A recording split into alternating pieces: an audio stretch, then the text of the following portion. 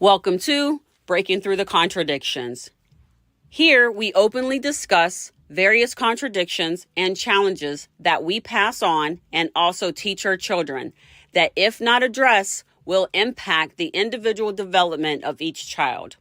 We will explore the topic, share pertinent information, and provide ways for you and I to take action. We look forward to you joining our conversation. So let's get started. The views and opinions expressed by the guests, speakers, and participants in this context are their own and do not necessarily reflect the views or opinions of the organizers, hosts, or any affiliated individuals or organizations. We encourage open dialogue and diverse perspectives, but the individual viewpoints shared during this discussion are personal and should not be attributed to any collective entity involved.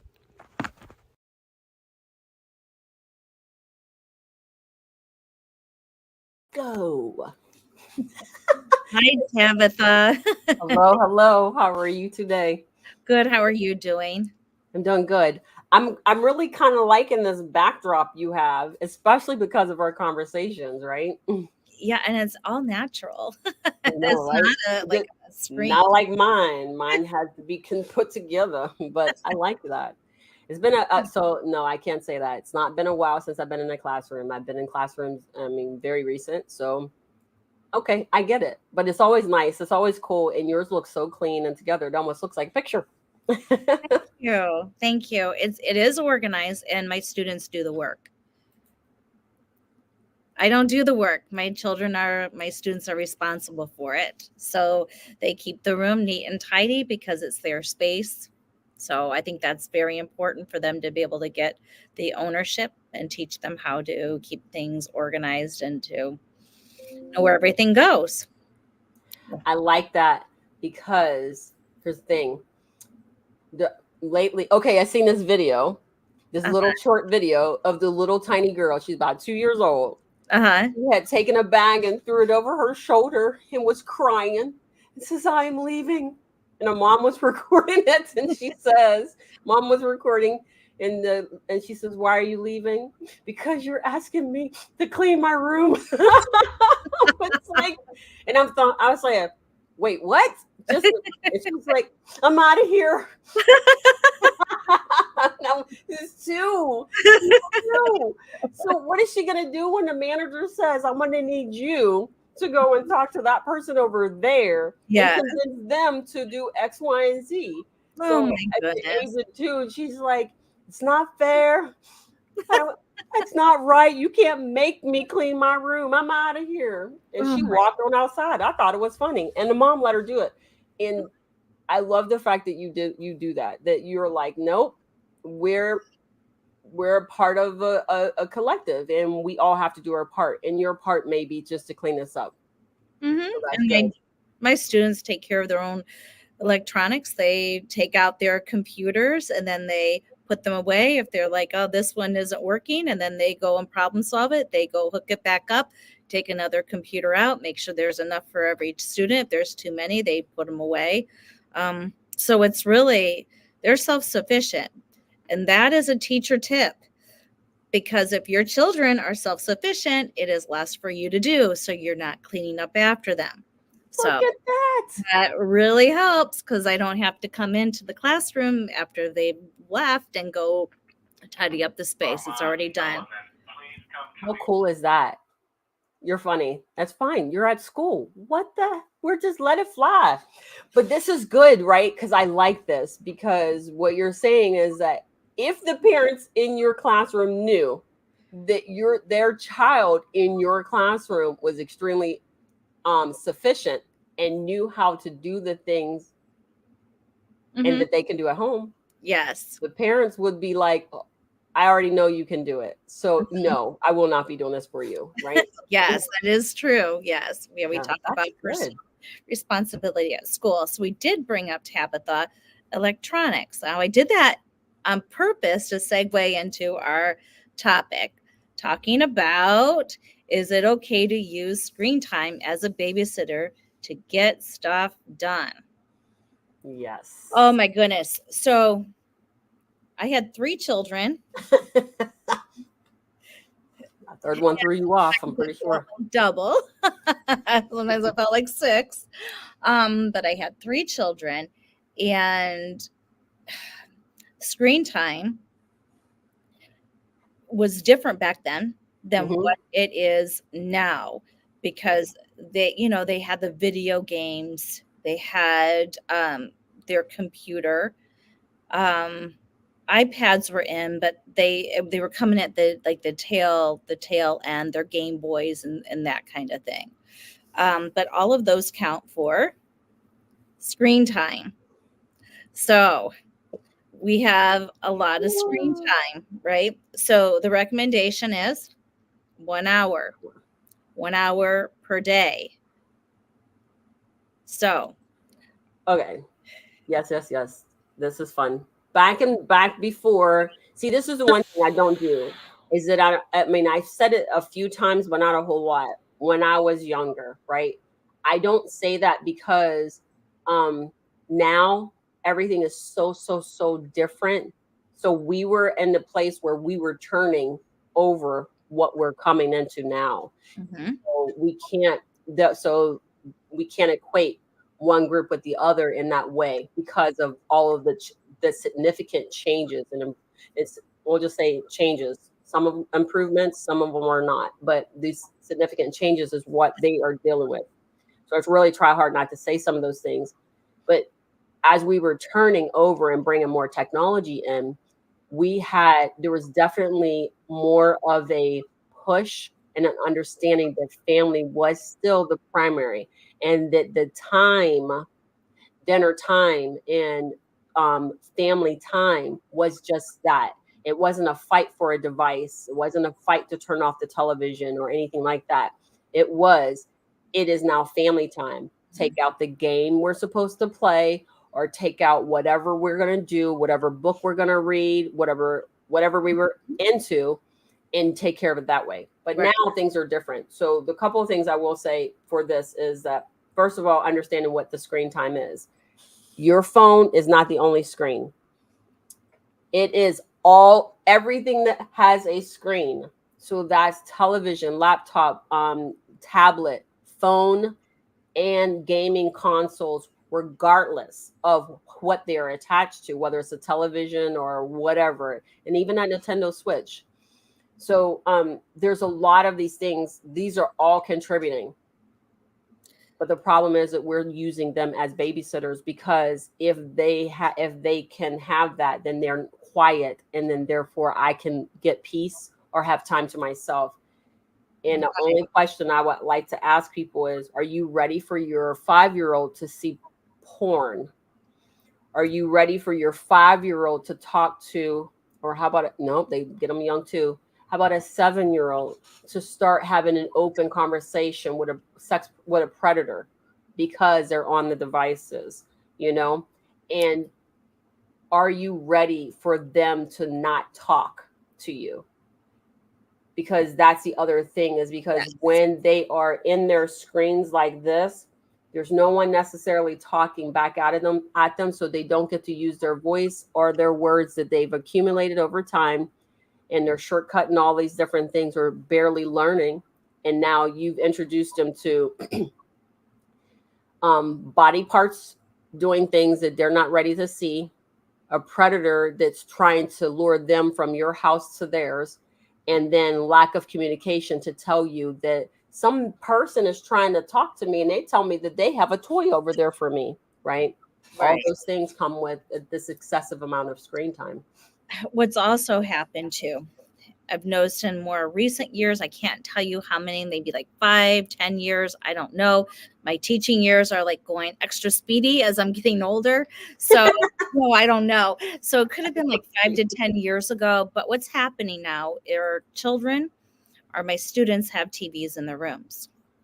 So they are staying up late at night sometimes to watch shows. These shows, because their parents are sleeping, are not monitored. So if parents don't have like the controls or whatever on their children's device or their TVs, they're watching whatever's on regular TV. Yeah. So that's That's a huge problem. So there's sometimes where parents are like, oh, I might have hit that 1 hour, but if there's a device in their room, no, they've just gone over and their children aren't getting the adequate sleep. And that's something that's even another whole different subject to talk about. But um, then what happens is children are used to seeing quick flashes of things. We go into school, and school is not like that. They have to attend for longer periods of time, or our students cannot attend. So it is hurting our students academically. It's also hurting their social and emotional growth because they are not talking to the adults. They are in their phones, and it fuels aggression. I have over the Oh, years, I have students that are playing Mortal Kombat, and I teach very young children. And we could go into massive school shootings. I don't know if there's a link. It would be kind of interesting. I mean, we probably could look it up. But if they're playing all of these killing games, we are desensitizing our children at very young ages for for death and violence.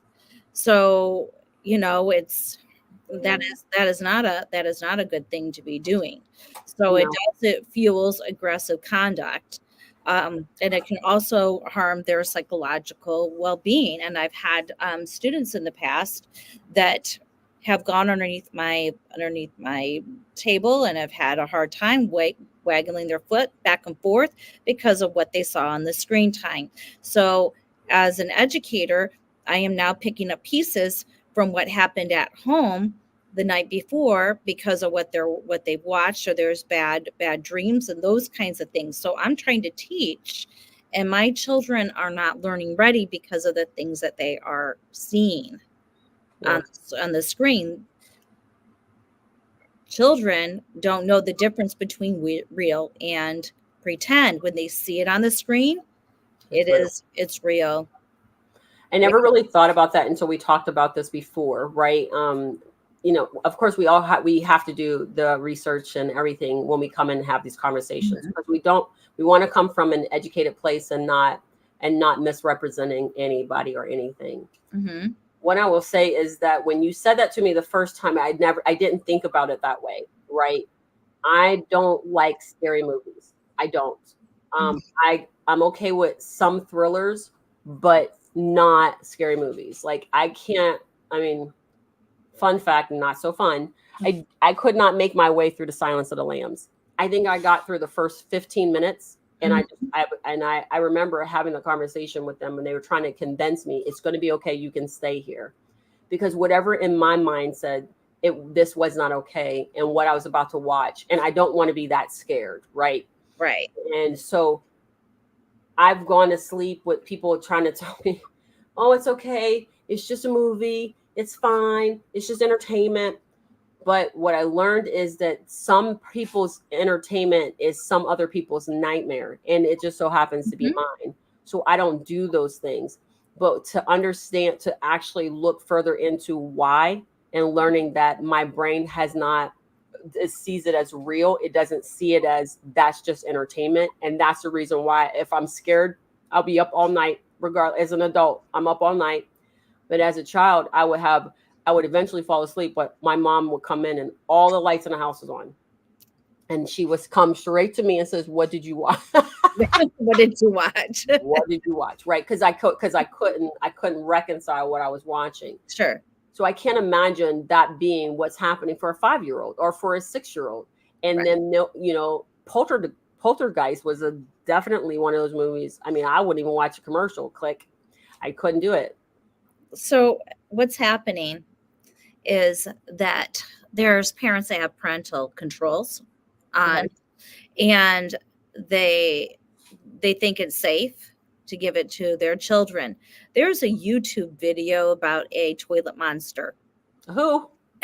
A toilet monster that comes out of the toilet. Okay, so our toilets at school, and you're kind of think it's funny, but our kids, okay, so my children hear a noise on the toilet.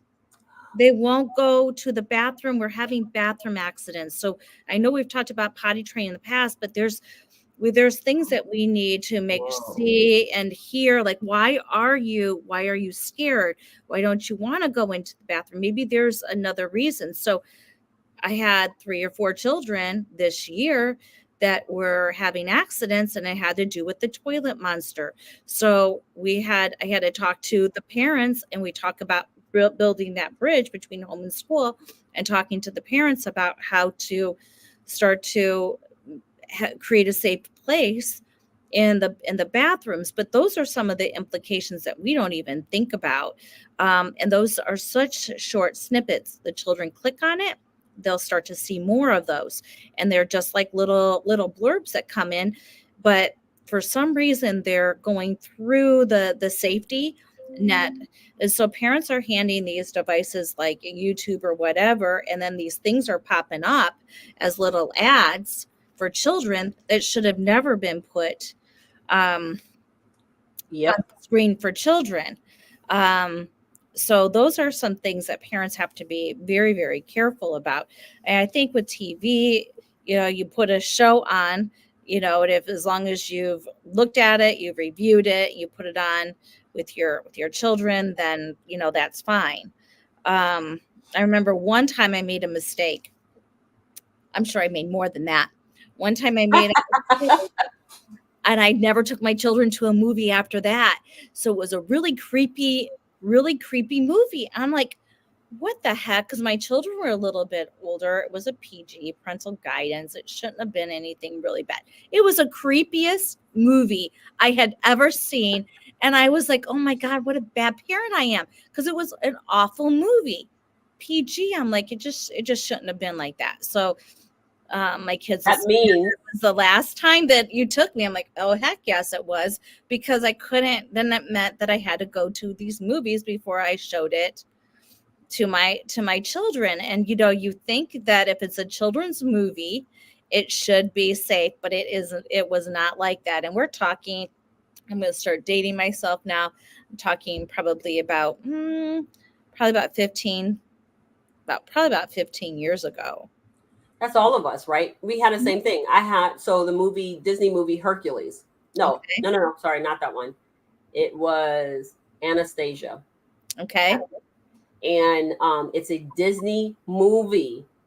Okay, I was like, this is a little creepy, but whatever. It's a Disney movie. I watched it, but I watched it, and then I took my young children to the babysitter, Mm-hmm. and I had the movie and everything, and they my daughter took the movie and gave it to the babysitter. Here, you can have this type of a thing, Yeah. right? She was like, I don't want this movie. That movie is too scary. And I was like, scary? And I'm thinking, so I wasn't scared by it, but some of the things were a little questionable Yeah. and stuff. But it's weird because she felt comfortable enough to say, I don't want that movie. And I said, well, maybe we'll watch it later. They were like, absolutely not. So I never purchased the movie again, but what I had to give it away because what they didn't want the movie because it was scary to them. So for whatever reason that resonated enough with her to says this is not something I want to do again. And I think a lot of times we don't we don't take into consideration that one person's happiness is not is one person having fun is not fun for all. Right. Roller coasters are a very good example of that. When you start looking at the research that shows that people who are terrified on roller coasters and forcing them on there can actually trigger a heart attack and cause them problems. So I think a lot, and this is a perfect time to talk about that stuff because when you're putting your child on screen time and you're saying, oh, this is just a game, is it really just a game? Oh, well, this is just entertainment. Is this really just entertainment? Because for them, what is it? I forgot. Why do I forget the name of the doggone games, right? Because I know they're always here because there's an Xbox one and then there's a PlayStation one, and one is Halo, and that's extremely violent game, and the other one is like some type of military ops or whatever, right? To the adults, that is entertainment. But I've seen some of those. I've seen some of those headshots in there that I was like, I'm not interested in this. This is not. I do not want to. I do not want to get used to seeing that and making it normal for me. Right. Because if that becomes normal for me, that means that if I see that in real life, that I will not do what I'm supposed to do as a contributing member of society. And that's what I don't think that we're thinking about. So Great. kids see it and they say, okay, this my mom says this is just a game, but it's conditioning you to be a different type of person. And is that the person you want to turn into? It is. I mean, I absolutely agree with you on that too. And I had mentioned that earlier. It's not a good thing for our children's mental health and also the health of our whole society if we have a whole generation that's desensitized. I've also looked at like when children go into restaurants, instead of getting a real babysitter, they bring their tablets. So the children are silent and they're not participating with the adults. So that's another issue too. So parents need their one-on-one time, alone time. So they shouldn't be bringing their children to their like a date if they're bringing the tablets, so then they're ignoring their children. What kind of message are we sending to our children? Are we sending a message that our children are important? Or are we sending a message to be silent and their thoughts and ideas don't matter? That's a good point. So that's, I mean, there's a lot to unpack in this one too. I was just looking for also that they recommend that they don't spend, with just an hour on. They said that they follow these guidelines, they still miss out on, just with 1 hour, they miss out on 397 adult words and 294 vocalizations and 68 conversations every day. So instead of doing a lot of screen time with my children, we read a lot. And I remember like during the snow days, instead of putting them on like videos or whatever, I sat down with some of my favorite books from when I was younger, and we read or we created books. So there was more enriched kinds of things that were going on than just putting them, in front of the TV. Now, being sick or something like that, that's different. It's different. And I'm going to tell you, as a mom, I had my children right there and I was snuggling with them. So we were watching it together. So, yes. They were still getting that close contact. Yeah. So when they're sick, I can see, let's sit down and let's watch, Goofy all day, Donald Duck, and whatever else we got going on in Disney. I'm all about it. Right. Let's learn some educational things and things like that. No problem. Here's a couple of things I will mention is that I just heard, I want to say a week ago, Dr. Phil talking about this specifically. So right now we know that screen time and everything is under significant research because so you keep hearing these new things that keep coming out about screen time, what you're doing, and things like that. I cannot impress upon you enough to say that my child, special needs, was given a Game Boy. He was given a personal game console when he was young, but I finally got his speech back. And he wasn't as communicative as we wanted him to be, but he was getting better, right? Mm-hmm. So when they gave it to him, I was like, oh, no. We don't want to do that, right? Yeah. But I immediately put rules on it. Here's, you can have it for an hour a day. Yes. I'm not going to do anything more than that. And I would set the timer and I would take it. And he would get upset. And I was like, what are the rules? an hour a day. Did you do your hour? Did the bell ding? Yes. Okay. Then in that case, you have to fork it over. And the Mhm. reason why was because what I knew was about to happen was it was going to see a lot of top of his head for a long period of time if I allowed that to go. Oh, But yeah. it was also shutting out the rest of the world. Right. So he was already in a position where his world was going to be closed down anyway, right? And so when I add in that personal device, Mm-hmm. that's going to make it way harder for me to connect with him. And so I knew early on that wasn't something I wanted to do. Mm-hmm. So I get back to Dr. Phil. Dr. Phil said that there is an increase in anxiety, depression, and people stop living after social media and screen time increase. So during so they talk about this and they say screen time is correlated with mental health and physical harm in child development.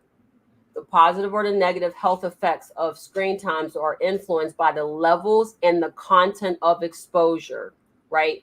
So I want to make that very clear that we already know that due to what they're receiving, how they will respond to what they have seen and what they have experienced, right? So people are like, no, no, no, not my kid. Well, let me tell you, I'm pretty sure those families up in Wisconsin that had to have those two girls, Slender Man. I didn't know that thing Yeah. existed. Yeah. But here it was, a whole entire series of things that somebody created and put up there and did. And we're all asked on the platform, is this age appropriate? Should we have parameters on this? And if the content creator is not flagging that properly, your child 100% will be influenced by what they witness, because on YouTube it's free reign. We all add content. On TV they at least give you that marker. It may be a little off. PG may not really be PG, but they give you those markers, but we're not doing that. And so what I found very interesting about his conversation was that we are all aware of the pitfalls of doing this, of comparing ourselves and looking at the screen. The screen says, wear this makeup, wear this hair, wear these clothes, do these things, and look, I found the perfect picture here and the perfect picture there, and this is what you can do, and this, that, and other. And this is not about social media. This is media, period. Because the ads are on the side of the page for them to see. Right. Thin body, big boobs, big butt, whatever. And then, so you think your children are not seeing that? They are seeing that, right? And then all of those things are being fed in and are consuming it. But what's happening is you don't realize what they're doing once they process it here in their bodies. And suicides have raised, mental health, people have stopped living our lives, and that includes me. There are certain aspects of my life that I do not live, and does it have anything to do with my amount of screen time? I don't think so, but I think there is some other stuff that goes into there that says maybe I'm not enough, or doing this or doing that.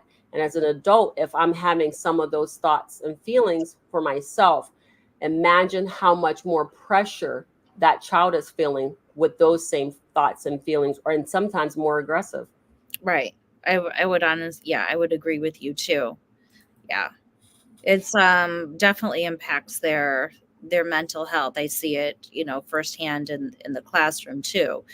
And it's hard to know, like, if is that the cause of what's going on, the shorter attention spans, uptick in violence, who knows. Because I teach the younger students, I see the parents, how parenting, and then the effects of how parents are parenting differently first. So like if you were to teach high school, you would see it would take a long time to see what I'm seeing right now to get to the high school level or to the college level. So we just, as parents, we have to be very, very careful to make sure that we do not have too much screen time, and that we monitor what our children are watching, especially on YouTube. And like you said, handing them the devices and making sure that we are collecting them, even on our phones, because our phones have the internet. Games, people can connect on games and have conversations. So gaming systems are how they used to be. We did Now they can have predators come through even through their gaming systems by having them as friends and that kind of thing. So our children are exposed to a lot more than what they ever have been, and predators have an easier access than ever before. Yep, that is true. And here's the thing, the predators actually are on the consoles Yep. because we hear them. So when we have headsets on, you will hear, first of all, you hear these little kids, their mouths are filthy. Truck drivers don't talk as badly as some of these kids do. One. The second thing is that you can hear them and they're too young to be in these rooms. They're too young to be there to be having that experience. And if they're experiencing this now, we don't know the difference between the two. Like, okay, they said anxiety and nervousness. Excitement and anxiety. So excitement and nervousness, your body doesn't know, your mind and body doesn't know the difference. They feel the same. Right.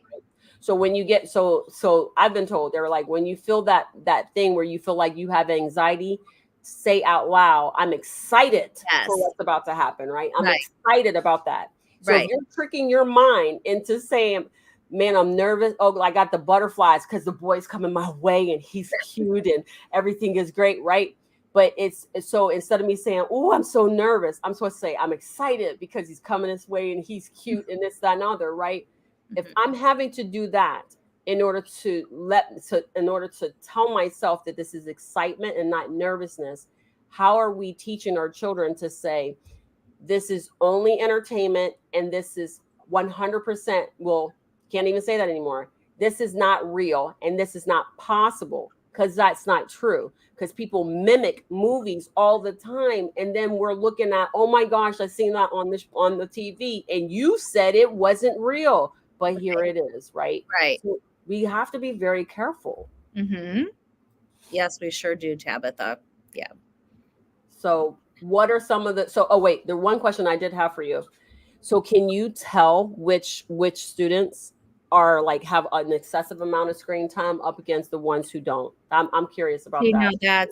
That's interesting. I can tell.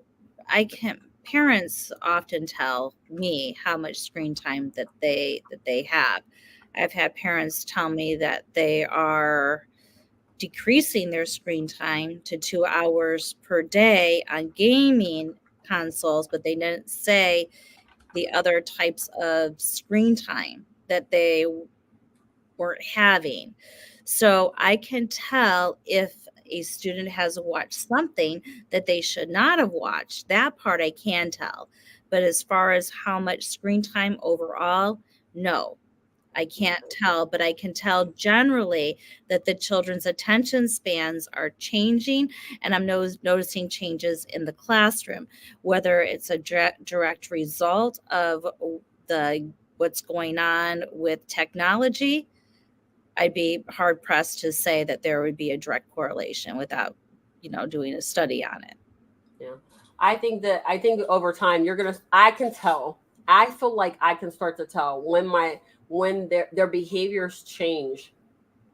So when they are more in their phones and they're seeing more of what's going on around them and things like that, because for the older kids you can see it right away because their behaviors change. They become more angry, aggressive, nasty, less likely to be to be part of something, right? So I think that's an interesting observation. So I would say at home that you would be able to do that because all of the other factors. As a teacher, we don't have all of the information for our students to say, this is it because there's a change here. You know what I mean? This is the only change.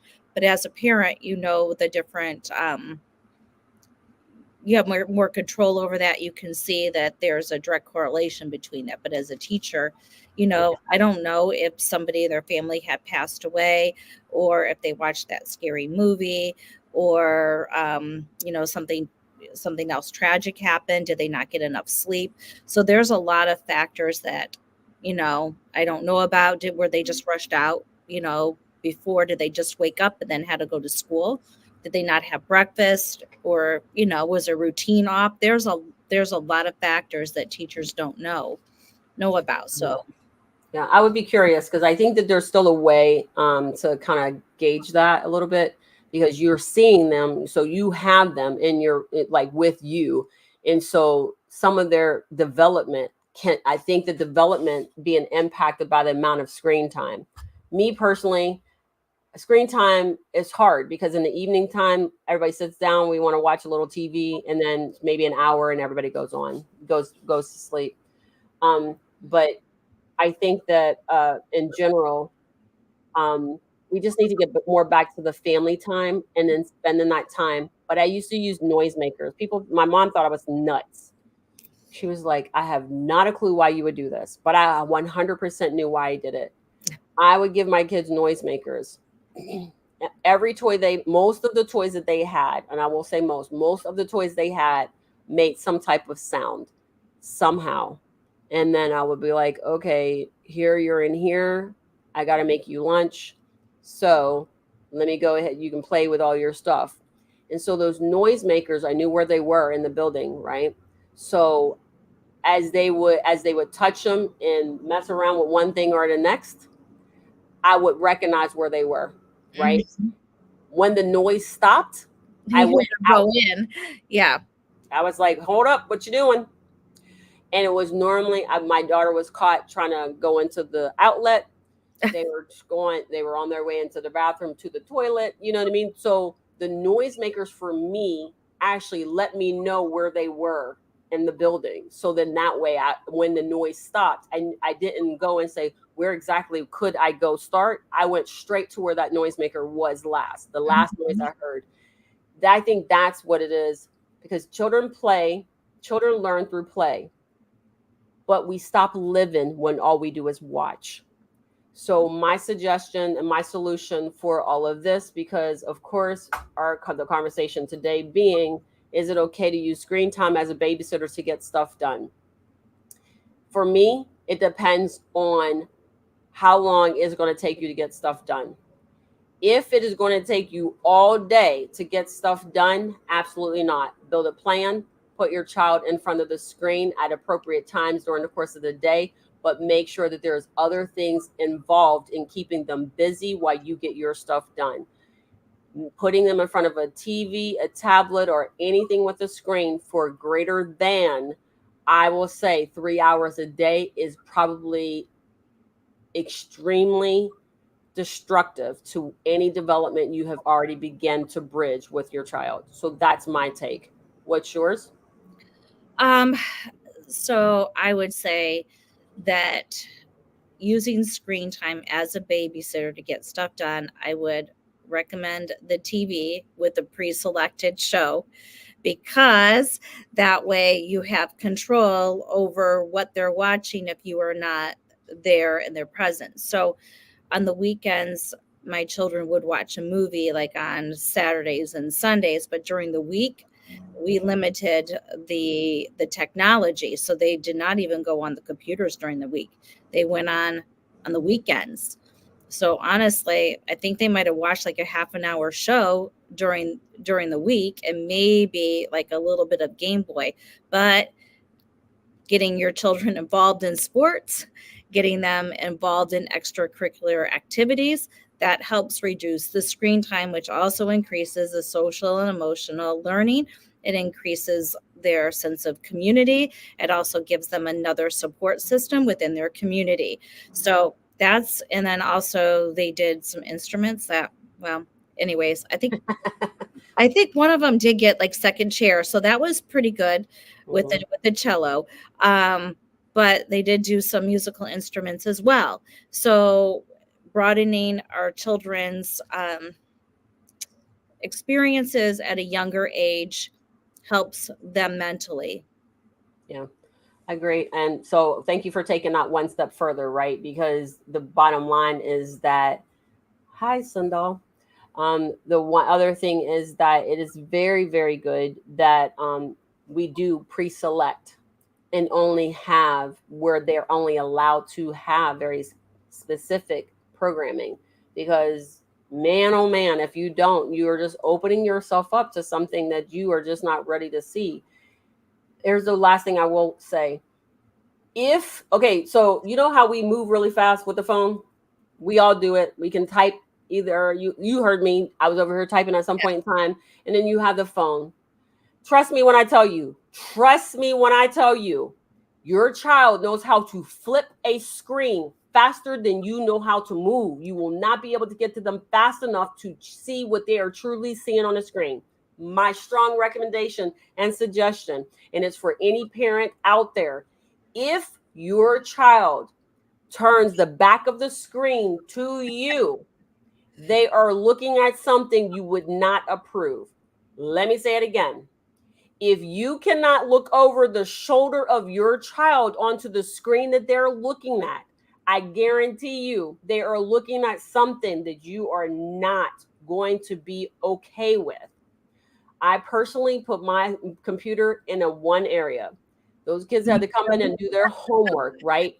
And they were like, well, you can see my screen. I absolutely can. One, I paid for it. And two, you are not old enough to make those type of decisions on your own. So if I can't see your screen, you can't do what you want to do. My children's computer was the old console where it was like where they couldn't move. It was in one spot. It was actually a beautiful way to have a setup for kids because they can't take it somewhere and move it. I could see it. So right. I could monitor it. Yeah. Monitor, and monitor again. Mm-hmm. Otherwise, I'll tell you, if you're not willing to monitor, somebody else is monitoring for you. And I watch this show and I listen to what these predators are asking for. And I have to say, they're not all the same, and they're asking for all types of different things. But the number one way they seem to get our kids is actually through a mobile or some type of device that is associated with the internet. Every single child that was preyed upon at some given point in time had a predator contact them as a stranger in these kid groups and everything. They're contacting you. I mean, I get text messages all the time. That's the problem. Our children, this wasn't even mentioned. My students have cell phones. Yep. Working cell phones. And so now this is commonplace. And that's very different. They have way too much access. I love that. This is exactly correct. Nope, not allowed. They are on the right and left. I can hear it. I can see it. If I can't, they can't.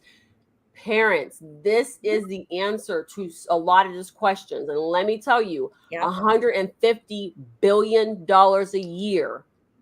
That means that a bunch of families are broken, because that $150 billion a year does not tell you the number of children that are missing and have been sold into slavery of any kind. Think about the worst thing possible and then magnify that. That is what you're welcoming into your household, because then because they have access, and because you're trusting that your child is listening to your value systems, and they're not. They're listening to the voice in them that says, I just want to have fun, and this is what I want to do. And here's that message. Okay, mom's not here. And then now you just open up the door. And I'm telling you, it's horrible. Well, thank you, Sindel, for your comment. That was spot on. Thank you. Spot on, my friend, spot on. So as we go ahead and wrap up, I think this title today, this topic today, had contradictions inside the contradiction that was inside the contradiction, because they say an hour a day, but school actually does almost an hour a day without home. So I do think that if if ever the World Health Organization ever seen this, please, specify, identify, help us understand what does the research show? How much time at home, how much time at school, and how can the two meet in the middle to actually build a better child, a better student, and a better human? So I'm going to end with a shameless plug for our book. So, Bridging the Educational Gap. So with that book, it bridges the gap between home and school. So I would highly recommend getting that book, and it helps you with social emotional learning, and it helps. There's a section in there as well of what to do to get away from screen times and to make it educational. So I would highly recommend that, and without doing workbook pages. Cool. That's right. Not a shameless plug. Very good. I'm glad we're able to do it. Head on over to Amazon and pick up one of those books, Bridging the Educational Gap Between Home and School. And if you feel so inclined, we really would appreciate it if you would go ahead and scan to like and subscribe to that YouTube channel. Your support is greatly appreciated. It allows us to keep on showing up. So I'd say this was a good conversation, Christine. I think so too, Tabitha. Oh, no, you can call me Tab. That's fine. Christine. Sure. Oh my gosh, I think I'm gonna die. I don't know. I'm just dying on the vine with these names. But I know who you are, so I'm good. I know. I think I do it now because it's just, I don't know. I gotta fix it. It's just fun. But so like we say, thank you very much for spending your time with us. And remember, words are power. Please remember to use them wisely. Thank you for your time today. We appreciate the support and look forward to you visiting us again next week. Same time, same place. Until then, words are power. Please remember to use them wisely. If you have an interest in discussing a contradiction or would like to be on our live show, please let us know and send us a direct message.